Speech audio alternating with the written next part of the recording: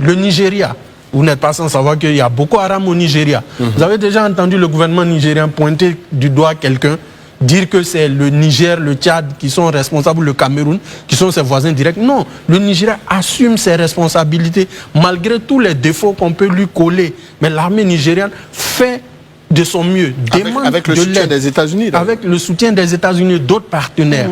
Aujourd'hui, la Côte d'Ivoire, le Sénégal, je rappelle que le président Diomaye Faye a été le médiateur. Élysée parle du général Ndaïchinier qui est très loin, à 4000 km de lui. Le président Diomaye Faye est allé rencontrer les États de l'AES. Quel a été le bilan? Les gens ne veulent plus intégrer la CEDEAO. C'est une réalité qu'il faut intégrer. Aujourd'hui, ils ne veulent plus être à la CEDEAO. OK. Quelle voie diplomatique il nous reste pour coopérer avec eux?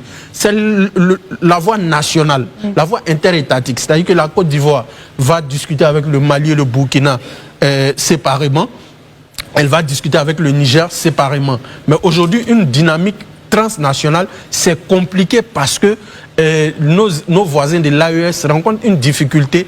Et dès le début, chacun parmi eux a construit un narratif où il y a des ennemis qui ne veulent pas de la stabilité de leur pays. Et ça nourrit une certaine frustration au niveau populaire dans ces États-là où on assiste souvent à des spectacles où on accuse Abidjan.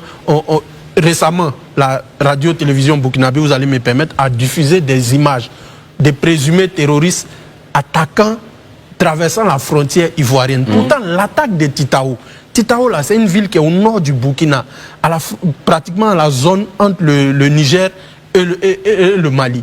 Donc, des gens marchent à pied, ils traversent tout le territoire national pour venir jusqu'à Abidjan, peut-être 500-600 km. Ça n'aide pas. Il faut qu'aujourd'hui, en coulisses, les chefs d'État de ces États-là parlent avec leurs homologues des pays côtiers. Il y a la diplomatie de la chambre froide, comme j'aime l'appeler, où vraiment on se parle.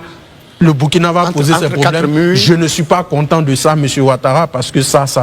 Le président Ouattara va leur dire à travers ses émissaires, bon, écoutez, là aussi, je ne suis pas content. Qu'est-ce qu'on fait? C'est pour ça que je dis, ma question était à l'initiative de qui on a cette rencontre? Parce qu'on a vraiment besoin d'avoir cette rencontre-là pour éviter que des narratifs et durcissent les positions des peuples. Le ministre Birama, Élysée l'a cité, le ministre Diarasouba, le ministre délégué aux affaires... Le ministre Dosso. Le ministre Dosso, pardon. Il était au Burkina il y a moins d'un mois. Il y a moins d'un mois.